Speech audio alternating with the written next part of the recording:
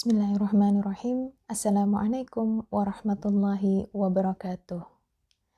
Alhamdulillahilladzi an'amana bi ni'matil iman wal islam wa nusallimu ala khairil anam sayyidina Muhammadin wa ala alihi wa sahbihi ajma'in amma ba'du. Saudara-saudariku, sahabat kibar yang dirahmati Allah, ada sebuah hadis yang insya Allah sudah sangat sering kita dengar. Thalabul ilmi faridatan ala kulli muslimin. Menuntut ilmu itu wajib bagi setiap muslim. Hadis riwayat Ibnu Majah. Hadis ini menunjukkan betapa tingginya kedudukan ilmu, betapa pentingnya menuntut ilmu dalam pandangan Islam. Tentunya orang yang berilmu tidak akan sama dengan orang yang tidak berilmu. Sebagaimana firman Allah dalam Quran surat Al-Mujadalah ayat 11, Allah akan mengangkat derajat orang-orang yang beriman dan berilmu pengetahuan beberapa derajat. Hadis tadi dan firman Allah ini merupakan bentuk perintah sekaligus motivasi bagi kita kaum muslimin untuk selalu belajar untuk menuntut ilmu, khususnya tentang keislaman yang berkenaan dengan sifat-sifat Allah yang mendekatkan kita kepada Allah, dan juga ilmu-ilmu yang berkaitan dengan tata cara beribadah kepada Allah. Saudara-saudariku yang dimuliakan Allah, berbicara tentang ilmu, sudah banyak para ulama terdahulu yang mencontohkan kepada kita bagaimana mereka mendapatkan ilmu yang barokah, yaitu ilmu yang semakin bertambah dan semakin luas kemanfaatannya. Apa rahasianya? Ibnul Jauziyah pernah berkata, seandainya orang-orang mengetahui bahwa adab adalah 2/3 daripada ilmu. Artinya, saat seseorang menguasai adab, saat seseorang mempelajari adab, sesungguhnya dia sudah menguasai sebagian besar ilmu yang ingin dipelajari. Dan ini juga yang dilakukan oleh Imam Ibnul Mubarak. Beliau mengatakan, saya belajar adab selama 30 tahun, baru kemudian belajar ilmu selama 20 tahun. Masya Allah, ternyata ini rahasianya. Para ulama terdahulu sangat memprioritaskan adab. Mereka mendahulukan adab daripada ilmu.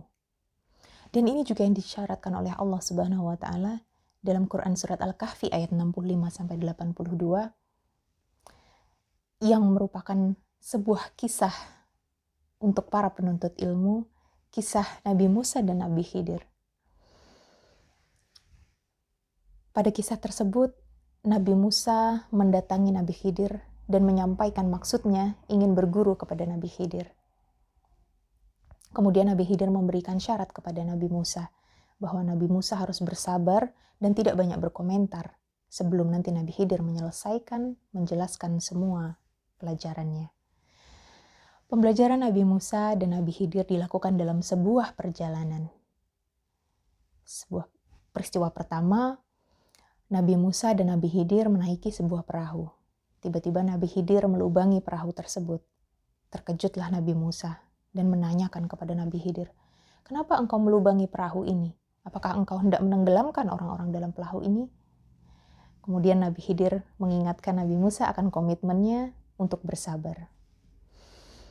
Kemudian tibalah mereka di sebuah daratan. Mereka berjumpa dengan seorang anak muda. Kemudian Nabi Khidir membunuh anak muda tersebut. Sontak Nabi Musa bertanya kepada Nabi Khidir, "Kenapa engkau membunuh anak ini? Kenapa engkau berlaku zalim dengan membunuh anak ini?" Lagi-lagi Nabi Khidir mengingatkan Nabi Musa atas komitmennya di awal bahwa tidak boleh banyak komentar sampai beliau nanti menjelaskan. Kemudian peristiwa ketiga terjadi. Mereka berada di sebuah perkampungan. Di sana Nabi Khidir meminta pertolongan kepada penduduk kampung tersebut. Tapi ternyata tidak satu pun orang peduli kepada mereka.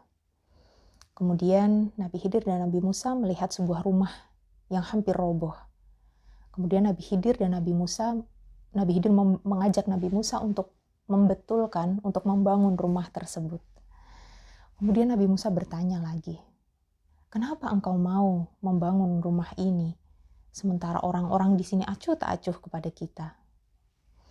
Kemudian Nabi Khidir menjelaskan oh ternyata engkau sudah tidak sabar. Dan sepertinya sudah cukup perjalanan kita. Kita akan berpisah di sini. Tapi sebelum berpisah, Nabi Khidir menjelaskan kepada Nabi Musa setiap peristiwa yang selalu menimbulkan pertanyaan bagi Nabi Musa. Di peristiwa pertama, kenapa Nabi Khidir melubangi perahu yang ditumpangi? Ternyata perahu tersebut adalah milik seorang nelayan miskin dan ada seorang raja yang ingin merebut perahu tersebut. Dan Nabi Khidir ingin menyelamatkan pemilik kapal tersebut. Peristiwa kedua, kenapa Nabi Khidir membunuh seorang anak muda? Ternyata anak muda itu adalah seorang yang kafir, sementara dia memiliki orang tua yang beriman. Nabi Khidir ingin menyelamatkan orang tua tersebut agar tidak ikut dalam kekafiran anaknya. Kemudian yang ketiga, kenapa Nabi Khidir membantu membangun rumah salah satu penduduk? Ternyata rumah tersebut adalah milik dua orang anak yatim yang di bawah rumah tersebut tersimpan harta warisan orang tuanya, orang tua yang beriman. Dan Allah menghendaki anak tersebut mendapatkan hartanya kelak saat mereka dewasa. Nah, saudara-saudariku yang dirahmati Allah, dalam peristiwa perjalanan Nabi Musa menuntut ilmu berguru kepada Nabi Khidir, terlihat Nabi Musa begitu tidak sabar. Nabi Musa beberapa kali tidak mengikuti komitmennya di awal untuk bersabar dalam menuntut ilmu kepada Nabi Khidir. Apakah Allah ingin menunjukkan kelemahan Nabi Musa? Ternyata tidak. Justru Allah ingin mempertegas kerasulan Nabi Musa melalui peristiwa ini. Allah ingin menyampaikan kepada seluruh umat manusia bahwa yang terpenting adalah adab sebelum ilmu. Inilah juga yang diajarkan oleh Nabi Khidir saat Nabi Musa ingin berguru. Beliau mengajarkan adab terlebih dahulu. Sahabat kibar yang dirahmati Allah, semoga kita bisa mengambil hikmah dari perjalanan Nabi Musa berguru kepada Nabi Khidir. Beberapa hal yang bisa kita petik. Yang pertama, dalam menuntut ilmu, harusnya kita berhusnuzon kepada guru. Kita tidak boleh banyak komentar, tidak boleh banyak mempertanyakan sebelum guru tersebut menyelesaikan penjelasannya. Dan yang kedua, kita harus bersabar dalam menuntut ilmu. Tentunya bersabar dalam komitmen kita untuk belajar, dan bersabar jika ada penghalang, ada tantangan, ada godaan dalam kita menuntut ilmu.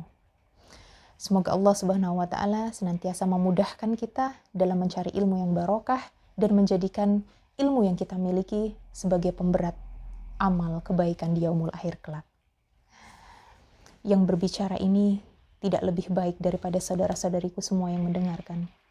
Untuk itu, saya mohon maaf jika ada yang kurang berkenan. Billahi taufiq wal hidayah. Wassalamualaikum warahmatullahi wabarakatuh.